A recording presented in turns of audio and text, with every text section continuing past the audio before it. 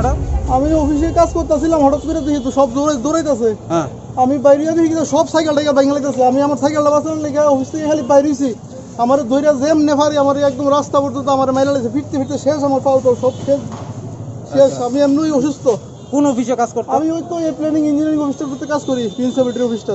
আচ্ছা, কে মারছে দেখছো নি? কে মারছে? ওই তো এখানে লোকটি মারছে, আমি দেখলে তো চিনুম, কিন্তু কেমনি চিনুম বুঝুম কোন আমার তো বাড়িতে বাড়িতে রাস্তা পর্যন্ত নিছে। কে লিগে মারছে? কে লেগে মারছে আমি কেমন জানো? আমি তো কাজ করতেছিলাম, আমি তো ইঞ্জিনিয়ার একজন, আমি অফিসে কাজ করতেছি, ইঞ্জিনিয়ার একজন, আমি অফিসে কাজ করতেছি, আমি প্ল্যানিং করতেছিলাম। আমার হঠাৎ করে আমার বাইকে এসে এমনি মাল কয়জন মারছে?